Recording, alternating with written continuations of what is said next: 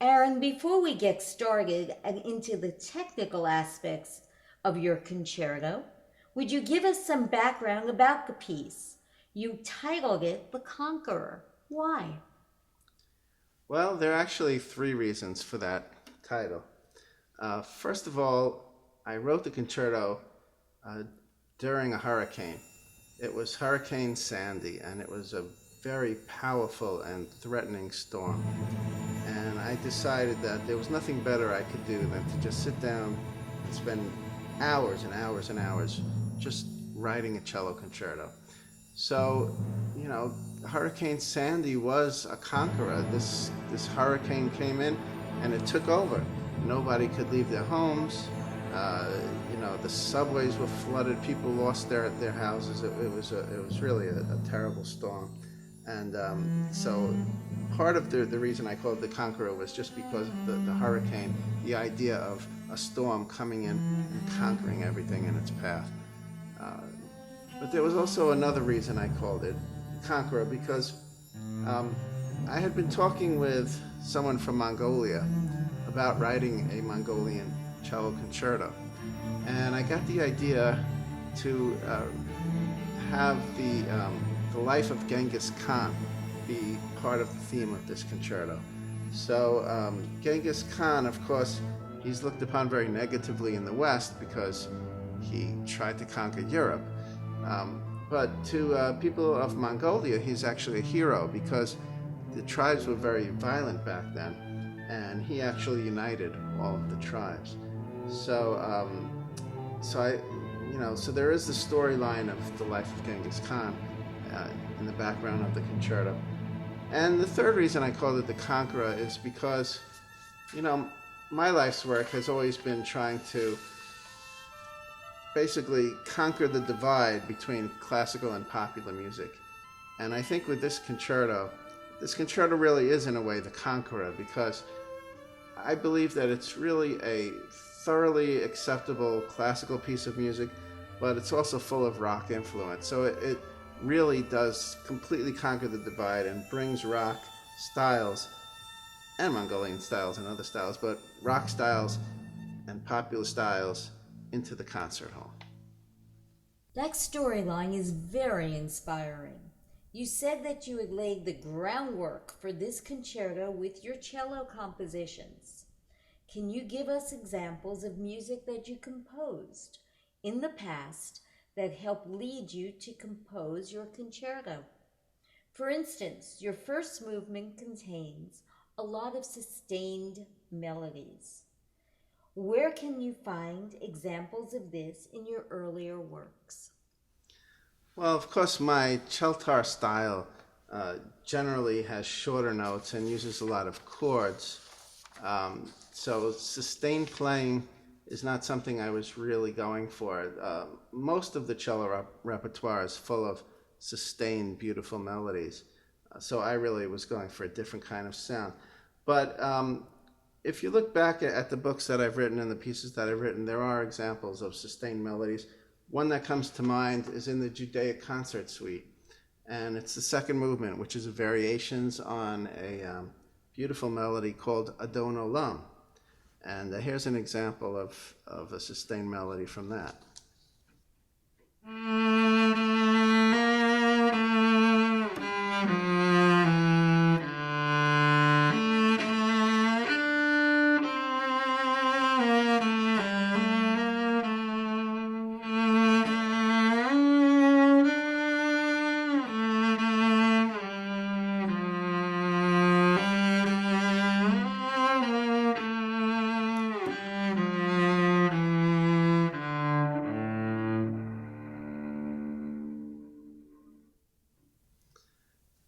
There's another sustained melody in the beginning of a piece from 10 International Cello Encores. It's called Mexican Nights, and it begins with a declarative type of sustained sound.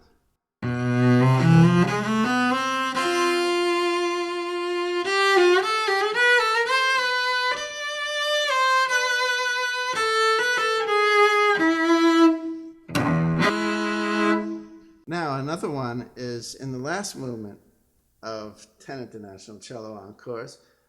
which is a variation on Beethoven's Ode to Joy, but it's called Ode to the World, and that one sounds like this.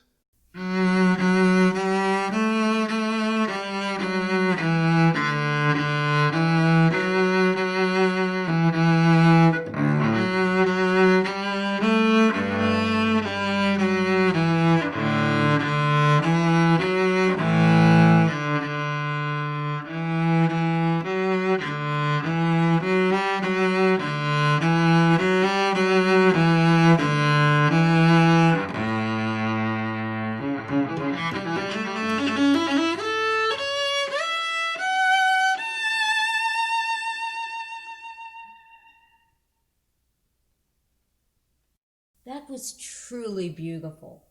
I noticed in your Ode to the World that you went up very high on the cello. Don't you also play very high melodies in the concerto? And what gave you this idea? Isn't it unusual to play so high? Yeah, actually it is. You know, in a cello concerto, sometimes you'll see like short passages going up that high. But, you know, I started as a guitarist, and in guitar, it's very common that whatever you do here, you do up here. You know, of course, in guitar, it's easier. And in electric guitars, they actually have a cutaway here, so you can put your hand, you know, all the way up high. But when I switched over to cello, I felt that cello should also be able to play very high and do everything you can do here up there. So I have written some pieces that really do go up very high. For instance, in 3 concert etudes, the first movement has a part that goes like this.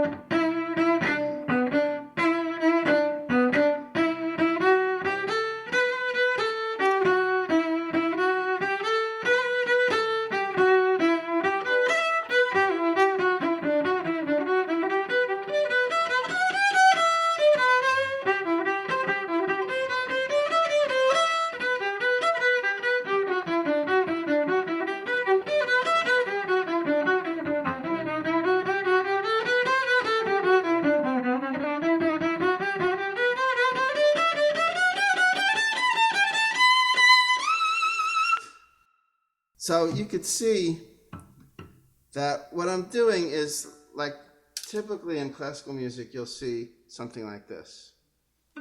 I'm trying to think of an example. Well, anyway, you'll see something that might sound something like this.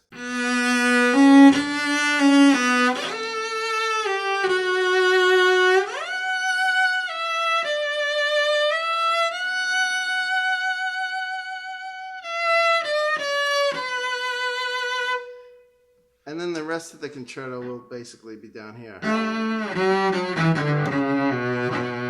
Or if it's a sonata, whatever it is. You don't generally find cellists like finding a position like this and just hanging out in it and playing a lot in it.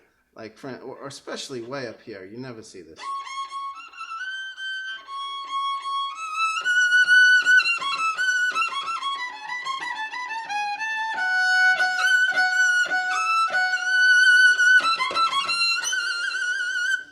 Wow, that's amazing. Do you have any tips on practicing very high up on the cello?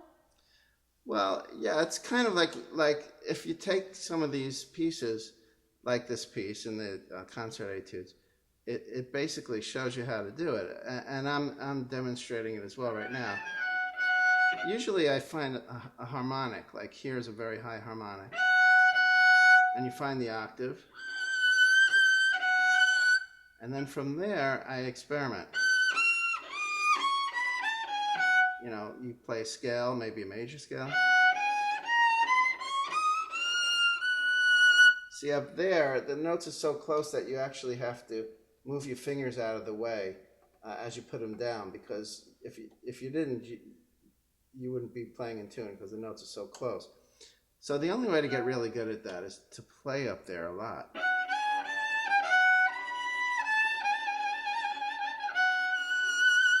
You know, it's a little easier somewhere like around here, which is what the piece has.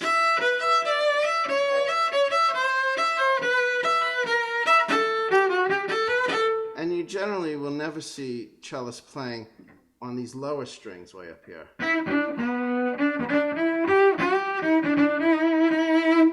In fact, when I was a student, I studied with a very famous teacher from Juilliard, and he used to make fun of me because I would try to play up here, you know, because if a cellist is going to do something like this,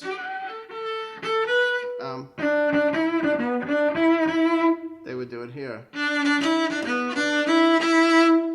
And the traditional way of thinking is, well, this is a better sound. It's clearer, it's stronger, but I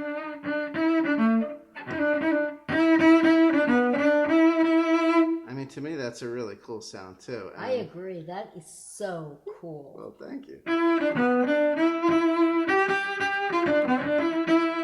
So I would just experiment, you know, in these high regions, playing different types of patterns and getting really good at the whole fingerboard of the instrument, just as a guitarist would.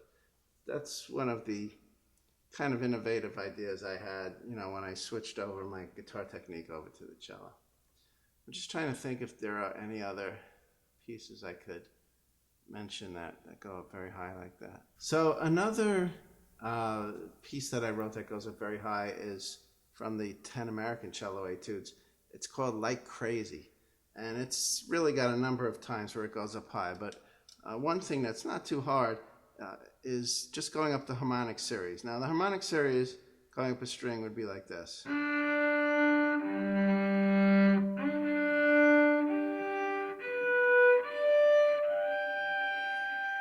So I incorporated that into this piece. The way I did it, it goes like this.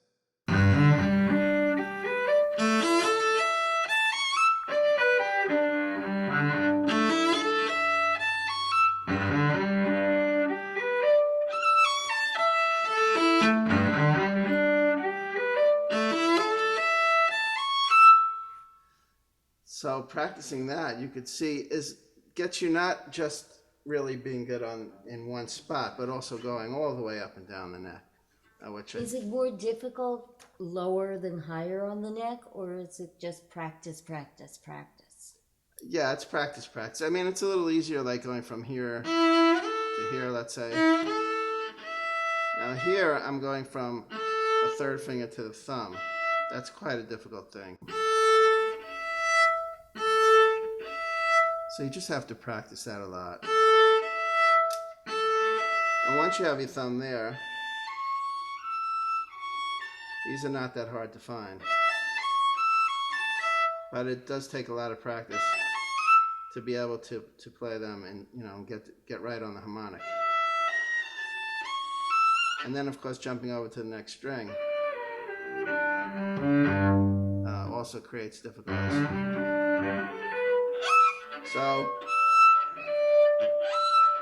practicing this kind of stuff.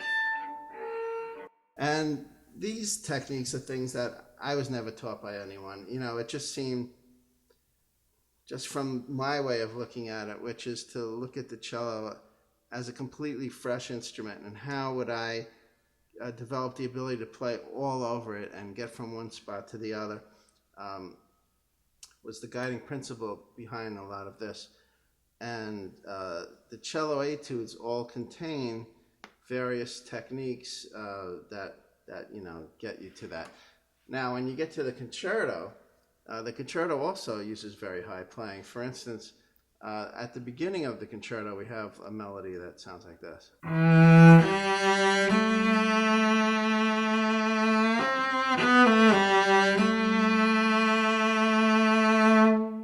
Well, later in the concerto, I take it up very high.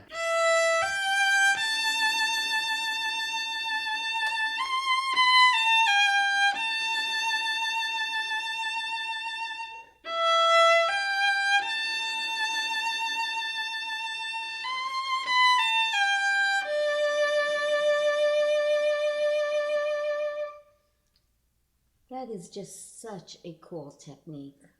Thank you. It's, in this case, it's combining the high playing with also a lot of vibrato.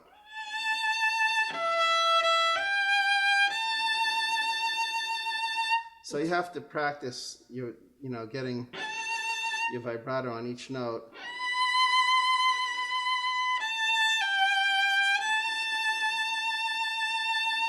And also keeping the bow moving so you don't get this kind of, cracking sound. But anyway, so you could see how coming through some of the previous pieces from like the concert etudes or the 10 American cello etudes, you can start to get the technique that would be very applicable in the concerto. That's really enlightening. Oh, thank you. Now, in the second movement, you really showcase your celtar style. That's when I saw you playing the cello over your knee with a pick. Mm-hmm. Can you explain more about that? Sure. Well, playing with a pick, for me was completely natural because I grew up as a guitar player. And when I first really started playing the cello, I one of the first things I did was I got a pick and I held it like a guitar and I started strumming on it. And basically created what is now considered the celtar style of playing.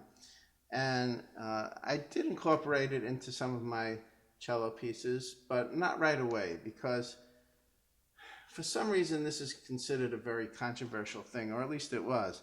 When I was a kid, if you picked up a cello and started to strum it, your teacher would scream at you, what are you doing? You don't play the cello like that. And people told me that. They said, you don't play the cello that way. And that was just something that I could never understand. And maybe that's just my mind, but to me it was like, why can't you? You put it over your knee like this, you take a pick, and there it is. And I thought it sounded good. So, but I was afraid to put it in my early cello etudes. Like, you won't find it in 10 American cello etudes. I thought it was a little too controversial. I kind of snuck it in as time went on. And also when I was playing with Voncello, I developed it even more. So in later pieces, I did start to incorporate it. And the first time it's ever in print is in the 10 International Cello Encores. Probably the first piece ever printed, ever published, of someone playing the cello like a guitar or in the celtar style. And the piece that it's in is called, it's really a Celtic type of jig, but I called it Celtic jig. And it basically goes like this.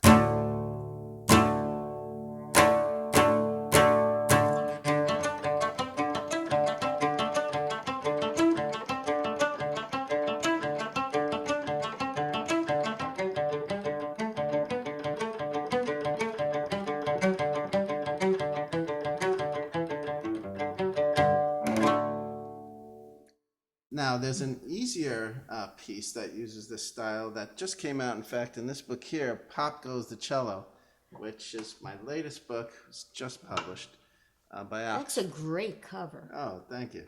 It was just published by Oxford University Press, and it has a piece called Tiny Dancing Bears, and it uses the same technique, but in a little bit easier version.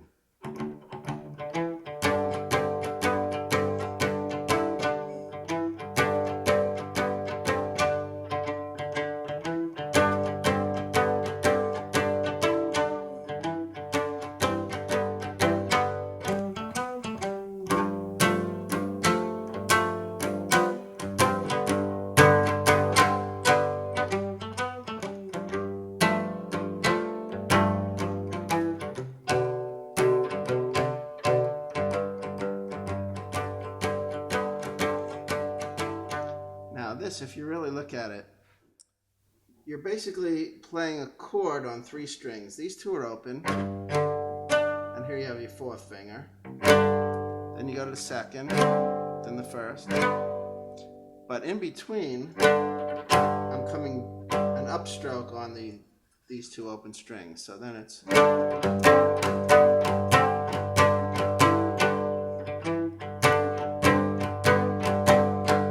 So, and you just speed it up.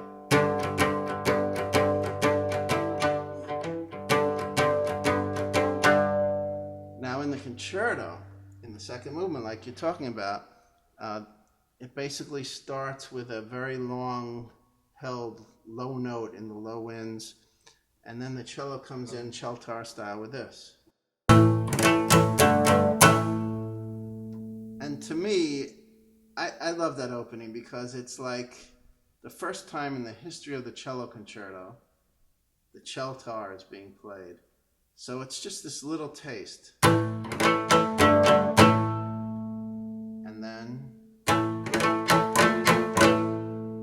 then we go into the song.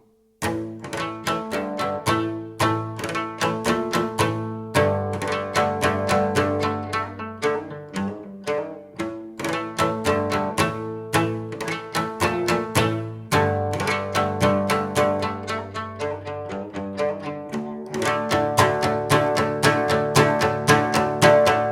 then there are a couple of episodes, like there's this one.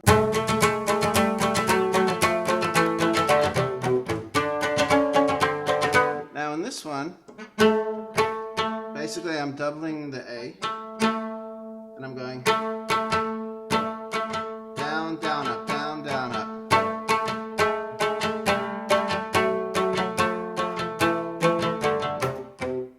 And here you have what's called a chromatic scale. It's one, you know, all the half steps right after each other. But then I go into, which would be an A minor scale. And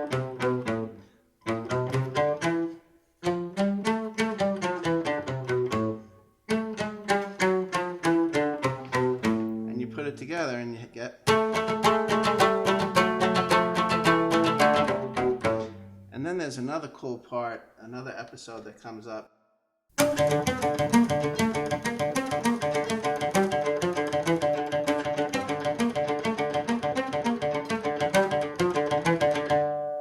And that also is easier than it looks. Basically, it's a scale that goes like this. A D minor scale. But in between each one, I do that. So it's... So you'd practice it slow. And then you speed it up.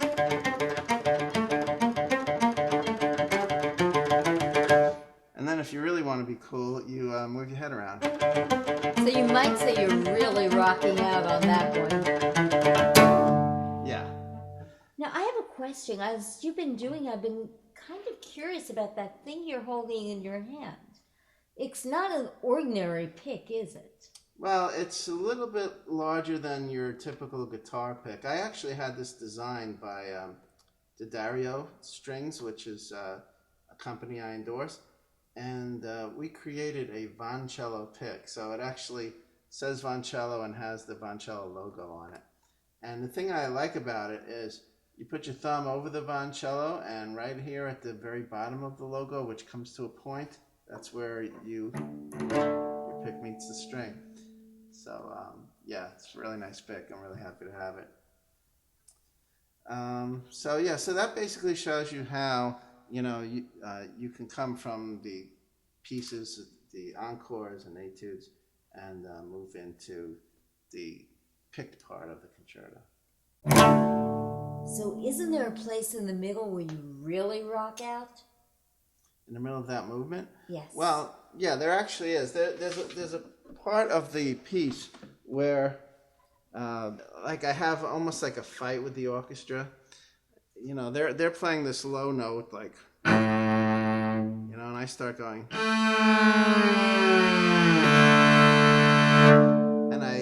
and they, you know, try to resist, and they just go, you know, and they hold that note again, and then I start going like, and finally they respond, and then it gets into this like almost like a duel. Yeah, it's kind of like, you know, in my mind, it's like Genghis Khan is saying to the people, come on, let's have a big celebration. And they're like, no, come on, we don't want to. And he says, come on. And he gets them up. And then the piece just becomes like a bacchanal, just like a wild celebration with dancing and music. And there's one part in the middle where I actually sneak in something that's really, to me, is a violoncello lick. And it just goes like this. This I really want to hear.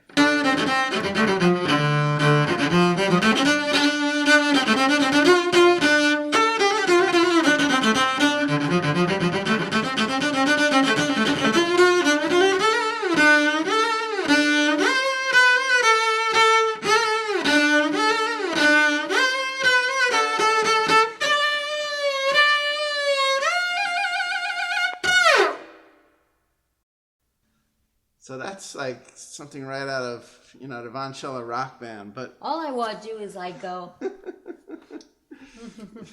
So that's really like I snuck in this violoncello lick, but I think it really fits in the context of the piece, I agree. To me, actually, I was thinking like that's the point where Genghis Khan himself gets up and starts doing some crazy dance, So yeah, that's a real fun movement. The second movement. It's like, again, they're having this final feast before they really go on their big rampage, basically. I bet the orchestra was also, like, really into it. Oh, yeah. It's great because everybody's playing. In fact, in the last movement, I use another violoncello style, which is using a lot of double stops and playing them quickly. Could you give me an example of that? Sure. Well, there was a tune called Hello, Mr. Jutter from Violoncello Rules, and that goes like this.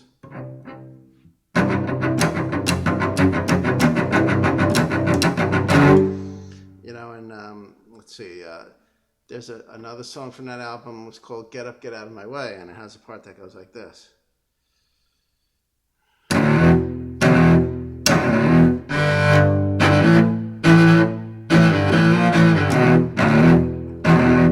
That's kind of like the metal cello, I call it. And in this Pop Goes the Cello, I put a piece, I wrote a piece that incorporates that. It's called The Gathering of the Tribes. So it's like, a big rock festival, and it starts off.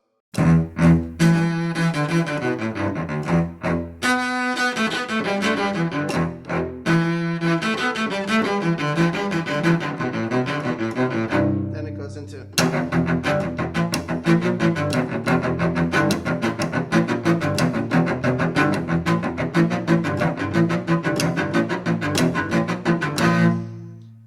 And in the concerto, there are these cadenzas that use that same style.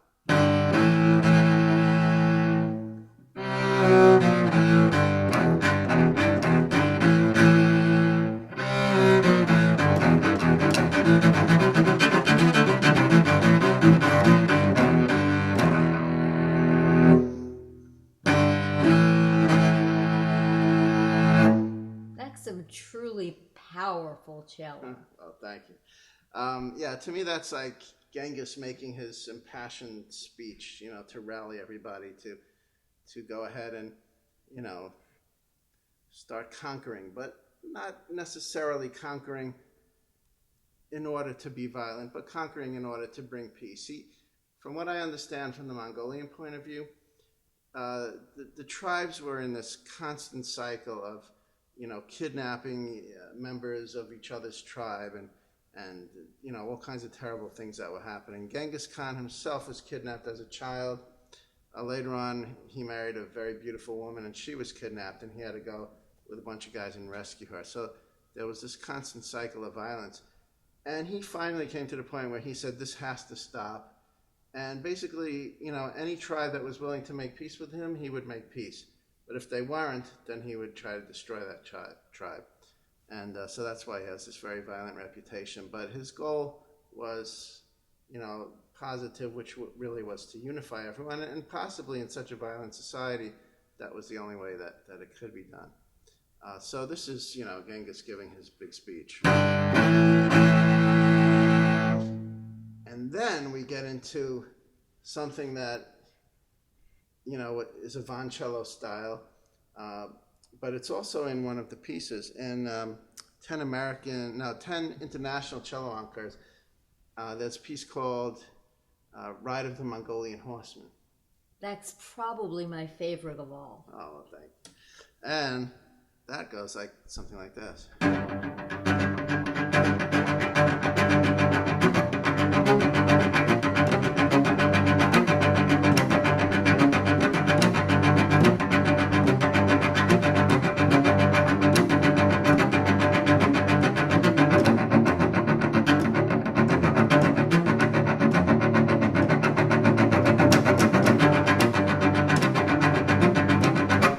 Etc.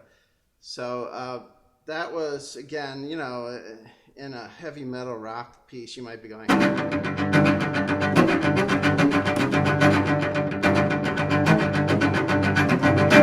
Your face says it all.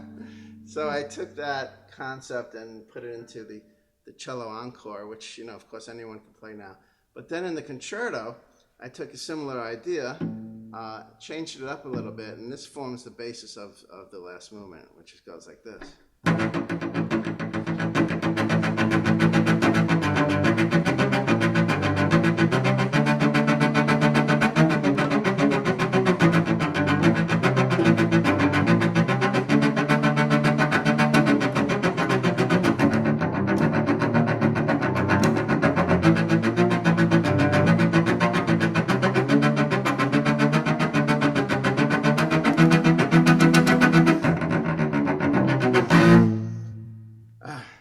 See, it takes a lot of strength and a lot of practice to just get that. It's a matter of keeping your arm very loose. You don't want to tighten up. There's a certain amount of wrist action, but you have to use a little bit of arm or it just won't be strong enough. See, that doesn't have any strength. If it's only arm, you're gonna get a backache, but if you combine the two, it's also a matter of where you put the bow. Up here, it's going to be weak. It's going to be scratchy. Right in there is the spot. So, I'm really thrilled to be able to bring this kind of playing also into a concerto because I don't think that's really been done before.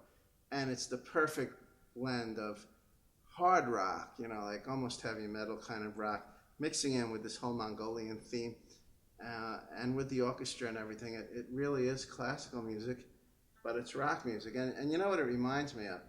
If you think about Beethoven's Fifth, Beethoven also, to me, was a rocker. I mean, he wrote,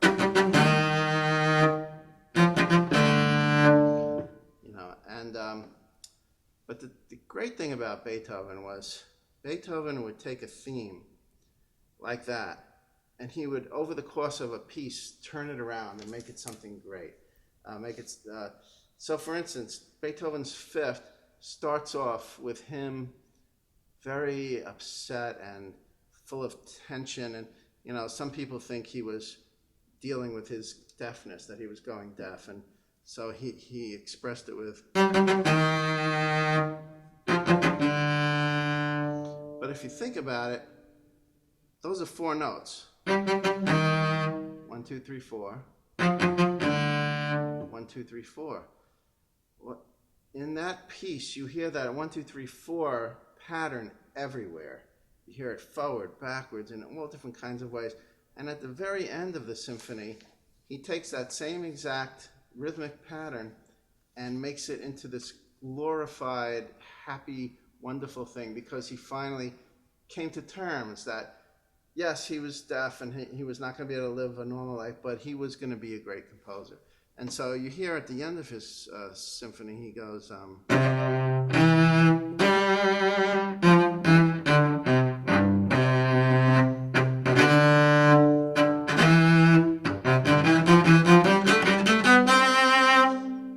if you really analyze it, it's that 1, 2, 3, 4. 1, 2, 3, 4. 1, 2, 3, 4. 1, 2, 3, 4.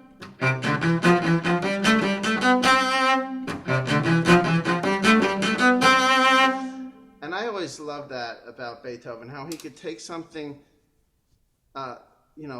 full of angst and turn it around into something really positive. And in this concerto, I actually use that same technique, because at the very beginning of the concerto, you hear like the sound of like wind, but which is done with the percussion, and then the strings come in like, and then the timpani comes in and it goes boom, boom, and it's very threatening, and like it's, to me it was the beginning. I was sitting in this hurricane, but it was also thinking of Genghis Khan. Oh, this scary, dreadful kind of feeling. But at the very end of the concerto, I end it in a way like a lot of romantic cello concertos. They end with this very big, broad ending. So I go like,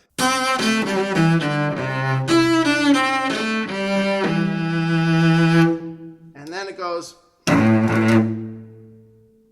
which were those same two notes that you heard at the beginning in the timpani, in this feeling of dread, finally in this feeling of total triumph and happiness. And so the concerto really ends with this very positive feeling and exhilarating and triumphant feeling. So you've looked as far back as Beethoven for inspiration. Very impressive. Oh, thank you. Yeah, because, my feeling is that Beethoven in some ways was the first rocker. Sure, he was a classical musician, but he was breaking boundaries. There's a famous story about Beethoven that he was walking down the street with Goethe, the great writer, and there was some royalty passing towards them. And in those days, believe it or not, if royalty was walking on the street, you had to walk into the gutter.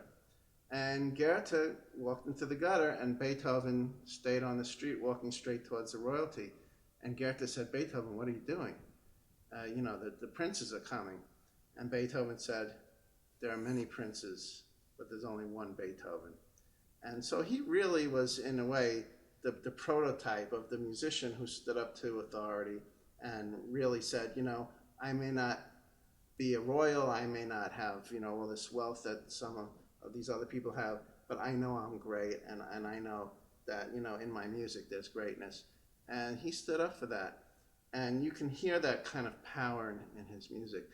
So when I really started, I grew up as a rock guitar player, but when I really started to look into classical music, I started to see that there's not like this is classical and this is rock. There are rock stars in classical music, and in rock, there are great musicians too, who are classically trained. And you think about all the great progressive rock that I grew up with, groups, probably starting with the Beatles, but groups like Yes and Emerson, Lake and Palmer, King Crimson, I could go on and on with names, Led Zeppelin, etc., where you had really great musicians, and also bringing in a lot of classical influence. You had rock bands playing with the orchestra, and you had, I'm thinking of some of the King Crimson tunes very early on, where they did these beautiful arrangements with flute. Of course, Ian Anderson, Jethro Tull using the flute in a new way. These were all things that really influenced me. So I saw in the rock music elements of the classical, and I saw in the classical elements of the rock. And in my mind, the two are really one. And part of my mission from the beginning, and in writing this concerto, it's like the ultimate step of just wiping out the difference. Is this concerto classical or is it rock? I'd say it's right in the middle. It combines everything together, and it breaks all those barriers down. Well, thanks again for demonstrating very clearly, I might add, how your published suites of solo cello pieces, and of course your experiments as Voncello, have led up to this incredible concerto. I'm sure this piece will become very popular and be performed all over the world, and who knows where else, perhaps. Out in space. Thank you again, Aaron Voncello. Thank you.